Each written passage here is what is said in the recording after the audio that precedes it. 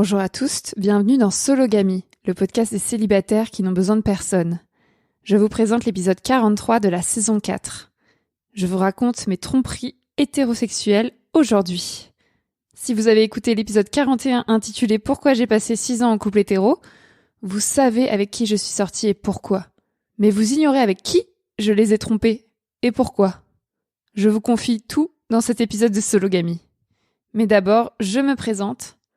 Je m'appelle Marie-Albert, j'ai 29 ans et j'habite à Cherbourg en France. Je suis une aventurière, journaliste et autrice féministe. Je me définis comme une femme cisgenre célibataire, pansexuelle, française, blanche, jeune, mince, valide et athée. Je vais commencer l'épisode en citant un retour sur mon travail. Aujourd'hui, je cite Séclessé, qui m'a écrit le 23 novembre 2022 sur ma page Tipeee. Merci pour tout le travail que tu fais. Je suis impressionnée par tout, tes podcasts, ton décompte des infanticides, tes marches contre les violences sexuelles. Hâte de lire ton roman. Merci beaucoup pour ton don sur Tipeee et pour ton message. D'ailleurs, je viens de passer la barre des 160 exemplaires de mon livre La Puissance vendu. Si vous l'avez lu, n'hésitez pas à m'écrire pour me dire ce que vous en avez pensé, chers auditorices. Je travaille actuellement sur mon 2e ouvrage qui sera bien différent. Je vous tiendrai au courant. Bon, je n'ai jamais été fidèle. Au sens monogame, au sens exclusif. Dans notre société occidentale, capitaliste et patriarcale, les femmes appartiennent aux hommes. Nous sommes leur propriété. Par le mariage, les hommes nous acquièrent et nous possèdent à vie. Nous leur devons obéissance, sexualité, fidélité et progéniture. Cette conception violente et puritaine du mariage s'applique aussi à la période pré-mariage, que nous appelons couple, et ce dès le plus jeune âge. Quand je me suis mis en couple, à l'âge de 16 ans, avec mon premier vrai copain, entre guillemets, je savais, sans avoir besoin d'en discuter avec lui, que nous nous devions fidélité, que je ne pouvais séduire ni embrasser personne d'autre. En tout cas, aucun autre homme. Mon premier copain était un fervent catholique. Il refusait de pratiquer la pénétration avant le mariage. Si vous avez écouté l'épisode 41, vous savez qu'il n'a pas tenu, entre guillemets, jusqu'au mariage. Nous avons couché ensemble, entre guillemets, encore une fois, à l'âge de 18 ans. Concernant la tromperie, j'ai embrassé un autre garçon de notre lycée pendant l'été, après notre bac. Bon, juste pour préciser les choses, dans cet épisode, je vais surtout parler des tromperies avec d'autres mecs, parce qu'à l'époque, c'est ça qui me semblait important, les autres mecs que j'ai embrassés, les autres mecs avec qui j'ai couché.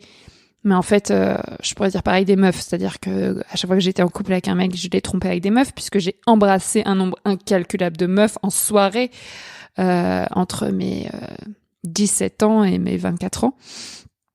Et voilà.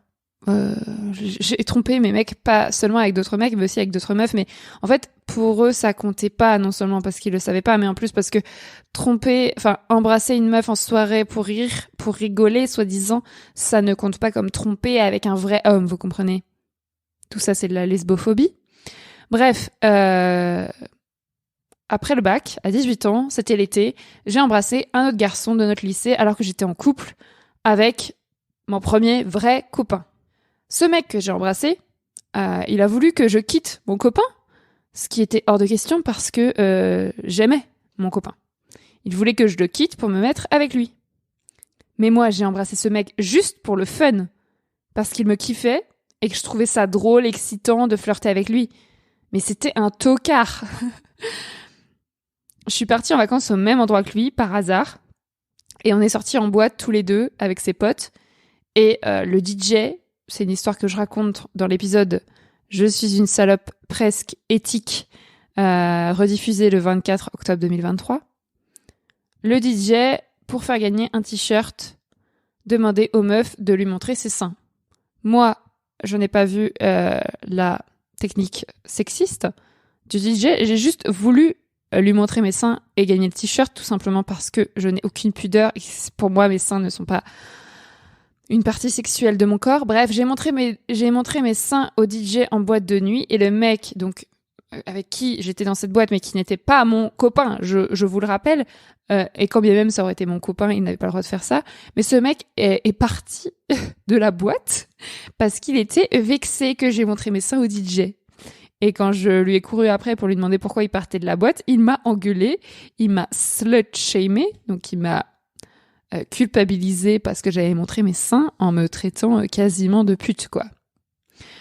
Plus tard, j'ai dormi dans la même chambre que lui et on s'est pécho, genre embrassé.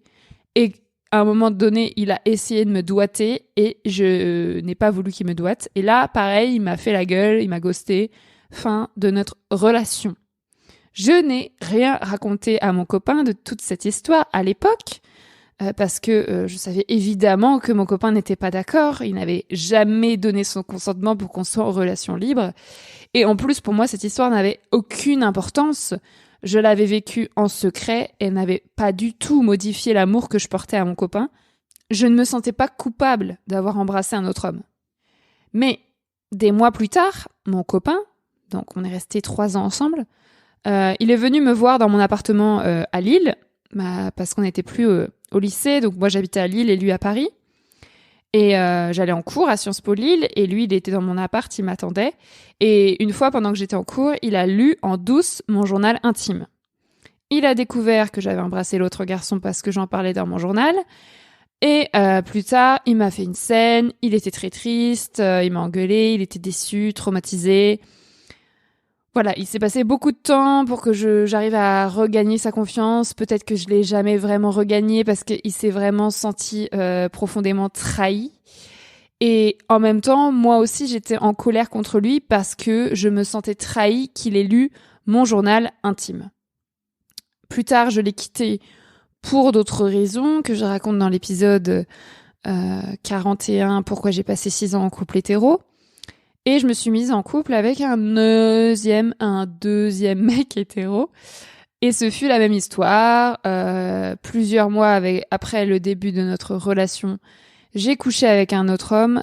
Non, avec 2 autres hommes. Alors qu'on n'était pas en relation libre. Je n'ai ressenti aucune culpabilité. Je ne lui ai jamais dit. Je crois qu'il ne l'a jamais su. Il n'a pas lu mon journal intime cette fois. Et je n'ai jamais revu ces hommes. C'était pas un plan à 3, hein. C'était juste j'ai couché avec eux à 2 moments différents. C'était 2 hommes qui ne se connaissaient pas. Voilà, donc ça c'était mon deuxième mec. Et avec mon troisième et dernier copain, ce fut encore une fois la même histoire. J'ai couché avec un autre homme quelques mois après le début de notre relation. Je l'ai rencontré en boîte de nuit à Lille, le mec avec qui je l'ai trompé. C'était après ma remise de diplôme de journaliste en 2017. Ce mec avait la mononucléose. Quand on s'est pécho, qu'on a couché ensemble, il m'a refilé sa mononucléose. Je ne savais pas que c'était une mononucléose. J'ai passé Noël à l'hôpital parce que j'ai pris des antibiotiques et que quand on a une mononucléose, il ne faut pas prendre d'amoxicilline. Je raconte cette histoire merdique dans l'épisode Je chope la mononucléose en boîte de nuit de mon autre podcast Marie sans filtre. Je vous invite à l'écouter si l'histoire vous intéresse. Bref, je n'ai jamais dit à mon copain de l'époque que j'avais rencontré ce mec en boîte de nuit. Et cette histoire n'a rien changé à l'amour que je lui portais non plus. Quelques mois plus tard, j'ai proposé à mon copain, ce troisième copain, que nous passions d'une relation exclusive à une relation libre. Je savais qu'il l'avait déjà expérimenté avec son ex. Il m'a dit oui. Les derniers mois de notre relation, nous étions donc en relation libre. Nous étions libres de coucher ailleurs, à condition de ne rien raconter à l'autre. C'était vraiment très important pour moi de ne pas savoir ce qu'il faisait parce que j'avais peur d'être jalouse. Mais s'il ne me racontait rien et que je m'imaginais des trucs dans ma tête, eh bien, je n'étais pas jalouse. En tout cas, je lui faisais confiance et je ressentais pas de jalousie.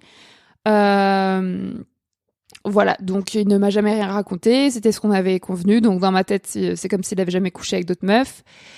Voilà, encore aujourd'hui, je pense qu'il n'a rien fait, et même s'il a fait quelque chose comme je l'ai pas su, je m'en fous. Et il avait le droit. De mon côté, il s'est rien passé, j'ai pas profité de cette nouvelle relation libre, de cette nouvelle liberté, j'ai couché avec personne.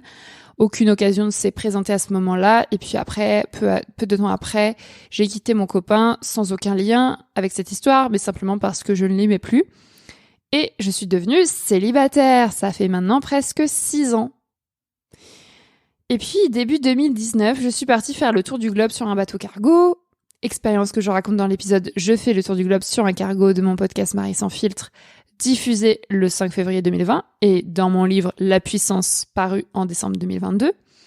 Pendant ce voyage en cargo, j'ai lu sur ma liseuse le livre « La salope éthique », écrit par les Américaines Dossie Easton et Janet W. Hardy. Ce livre a depuis été réédité sous le titre « L'éthique des amours pluriels ». Plus tard, j'ai publié un épisode de Marie sans filtre qui s'appelle donc « Je suis une salope presque éthique », d'après, c'est le titre du livre « La salope éthique » qui m'a donné cette idée. Le presque du titre de mon épisode de Marie sans filtre, c'est parce que ce n'était pas éthique de tromper mes copains. Je n'étais pas éthique à l'époque. Mes copains n'étaient pas d'accord pour que je couche avec d'autres personnes, pour que j'embrasse d'autres personnes, femmes ou hommes. Ils n'ont jamais donné leur consentement. Je ne leur ai jamais demandé. Je ne leur ai jamais dit. Sauf la 3e relation où justement j'ai négocié pour qu'on soit en relation libre sur la fin. Je ne vous encourage aucunement, chers auditorices, à tromper vos partenaires. Mais quand j'ai lu La salope éthique, le mot éthique m'a apporté un soulagement et une liberté inouïe puisque j'ai appris dans ce livre les bases d'une relation libre et les bases de relations polyamoureuses, respectueuses. Donc je vous conseille de lire L'éthique des amours pluriels, le nouveau titre de La salope éthique, si vous vous posez des questions vous aussi. Aujourd'hui, je me définis comme une personne pansexuelle et polyamoureuse. Je vous explique la définition de pansexuelle et de polyamoureuse dans l'épisode 45 de mon podcast Marie sans filtre, justement intitulé « Je suis pansexuelle et polyamoureuse » qui a été diffusé le 10 juin 2022. Je le rediffuserai dans Sologamy le 16 avril 2024 si ça vous intéresse. Vous pourrez l'écouter ou le réécouter à cette occasion. Aujourd'hui, je n'envisage plus de relations monogames exclusives. Ça n'est pas fait pour moi. Je veux pouvoir coucher et aimer d'autres personnes que mon ou ma partenaire principal. Les personnes polyamoureuses déconstruisent même l'existence de ce partenaire principal. Sur le même modèle que les relations amicales, en fait, on peut avoir plusieurs partenaires sans qu'il y en ait un de principal.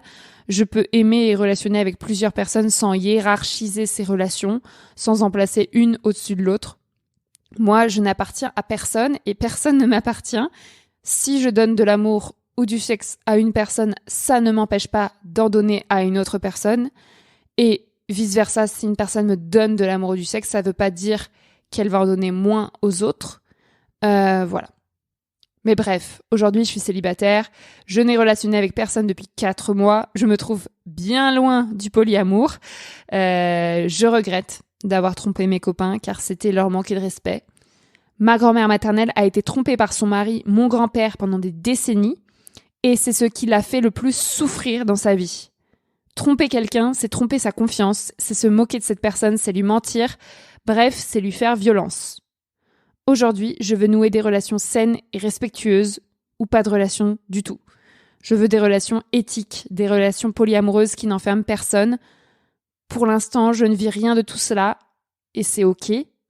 Je tenais à vous raconter mon passé de tromperie dans cet épisode pour que vous compreniez mon refus de l'exclusivité et mon positionnement actuel.